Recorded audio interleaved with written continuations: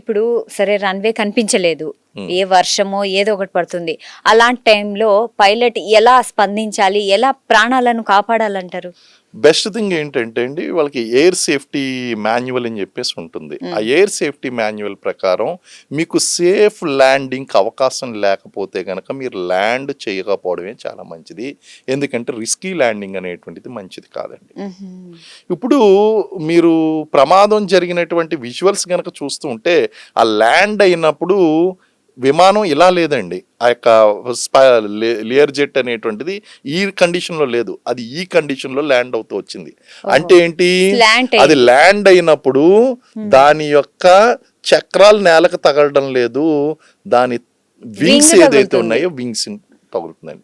Wings లో ఏముంటుందంటే highly inflated fuel ఉంటుందండి. మీరు పెట్రోల్ కన్నా చాలా వేగంగా అంటుకునేటువంటి ఆ యొక్క వైట్ కిరోసిన్ ఏదైతే ఉంటుందో ఆ యొక్క air craft fuel white colour లో ఉంటుంది, దాన్ని యూజ్ చేయడం అనేటువంటి జరుగుతుంది. అది అత్యంత ప్రమాదకరమైనటువంటి ఫ్యూయల్, అది చాలా వేగంగా అంటుకుంటుందండి. ఒకసారి గనక ఎయిర్ క్రాఫ్ట్ హార్డ్ ల్యాండింగ్, ఇందులో 2 ల్యాండింగ్స్ ఉంటాయండి, స్మూత్ ల్యాండింగ్, హార్డ్ ల్యాండింగ్ అని ఉంటుందండి. స్మూత్ ల్యాండింగ్ అంటే రొటీన్ గా జరిగేటువంటిది. హార్డ్ ల్యాండింగ్ ఈ 2 కాకుండా ఉన్నది ఎమర్జెన్సీ ల్యాండింగ్. హార్డ్ ల్యాండింగ్ లో చిన్న చిన్న ప్రమాదాలు జరగడానికి అవకాశం ఉంటుందండి, గాయాలు తగలడానికి అవకాశం ఉంటుంది. ఎమర్జెన్సీ ల్యాండింగ్ లో ప్రమాదానికి చాలా తీవ్రమైనటువంటి ఆస్కారం ఉంటుంది. ఇందులో ముఖ్యంగా ఈ వింగ్ నేలకు తాకింది అంటే అది నేలకు తాకిన తర్వాత నిప్పులు చిమ్మడం. మీరు ఏదైనా ఒక ఇనప ముక్కను రోడ్డు మీద గట్టిగా ఇలా లాగండి, లాగితే నిప్పులు అనేటువంటి పుట్టుకొస్తాయి. అటువంటిది ఇంత వేగంతో ప్రయాణిస్తున్నటువంటి ఎయిర్ క్రాఫ్ట్ దీని యొక్క వింగ్ నేలకు ఎప్పుడైతే తాకిందో నిప్పు రవ్వలు పుట్టుకొస్తాయి, ఆటోమేటిక్ గా దానికి కన్నం పుడుతుంది, ఆ కన్నం పడిన దాని నుంచి ఫ్యూయల్ కారుతుంది, ఈ నిప్పు రవ్వలు దానికి అంటుకుంటాయి, బ్లాస్ట్ అనేటువంటి జరుగుతుంది. అక్కడ 5 బ్లాస్ట్ జరిగినాయి అని చెప్పేసి ప్రత్యక్ష సాక్షి చెప్పారు. 5 బ్లాస్టులు జరిగినాయి. అంటే ఏంటి, లెఫ్ట్ వింగ్, రైట్ వింగ్, అలాగే లోపల ఉన్నటువంటి వేరియస్, ఇలా 5 బ్లాస్టులు జరిగినాయి అని చెప్పేసి అంటున్నారు. సో ప్రత్యక్ష శక్తి. ఈ విధంగా కనుక చూసుకుంటే ఈ ల్యాండింగ్ లో జరిగినటువంటి సమస్యలు ఏదైతే ఉన్నాయో ఆ ల్యాండింగ్ సమస్య అంటే ఎయిర్ క్రాఫ్ట్ బ్యాలెన్స్ కోల్పోయింది అనేటువంటి క్లియర్ గా కనిపిస్తుంది. ఎందుకంటే ఇలా వెళ్ళవలసినటువంటి ఇలా ల్యాండ్ సాధారణంగా ఇలా ల్యాండ్ అవుతుంది, ల్యాండ్ అయినప్పుడు ఇలా ల్యాండ్ అవ్వదు, ఎయిర్ క్రాఫ్ట్ ఇలా ల్యాండ్ అవుతుంది. అంటే పైన నోస్ పైకి ఉంటుంది, ఇక్కడ ఉంటాయి. సో ఇది ల్యాండ్ అవడం ఇలా ల్యాండ్ అయింది అంటే బ్యాలెన్స్ తప్పింది, గాల్లోనే పల్టీలు కొట్టిందని కొంతమంది చెప్తున్నారు. సో ఆ విజువల్ విజువల్ లో మనకు కనిపించింది ఏంటంటే ఇలా లెఫ్ట్ నుంచి వెళ్ళిందండి. అంటే సాంకేతిక లోపానికి ఎక్కువగా ఆస్కారం కనిపిస్తుంది. సొబటేజ్, ఇవన్నీ కారణాలు కాకుండా ఉండేటువంటి సొబటేజ్ అంటే ఎవరో కుట్ర పన్ని అక్కడ పార్ట్లు ఏదన్నా కనుక చేసి ఉంటే, ఈ ఎయిర్ క్రాఫ్ట్ హ్యాంగర్ ఉంటుందండి, దీన్ని పార్క్ చేసేటువంటి ప్రాంతాన్ని ఏమంటారంటే ఎయిర్ క్రాఫ్ట్ ని హ్యాంగర్ అంటారు.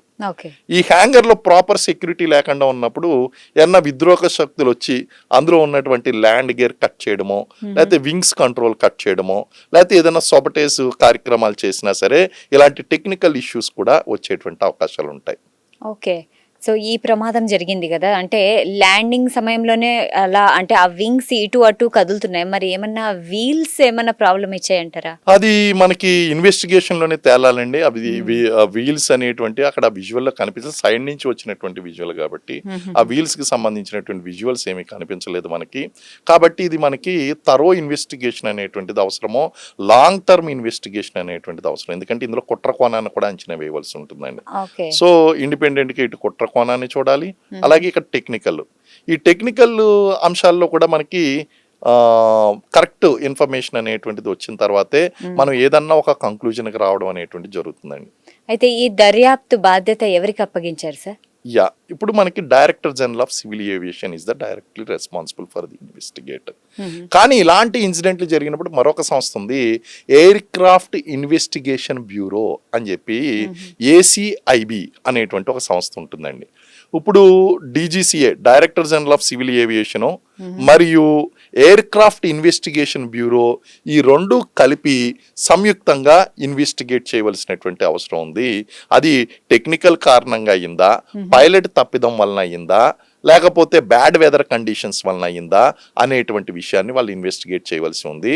అలాగే కుట్ర కోణం అనేటువంటిది దర్యాప్తు సంస్థలు ఏదైతే ఉన్నాయో ఆ కుట్ర కోణాన్ని దర్యాప్తు సంస్థలు అంచనా. ఎందుకంటే ఈయన చాలా కీలకమైనటువంటి పాత్ర పోషిస్తున్నాడు అజిత్ పవారు, అందులోనూ శరద్ పవార్ గారి యొక్క వారసుడు.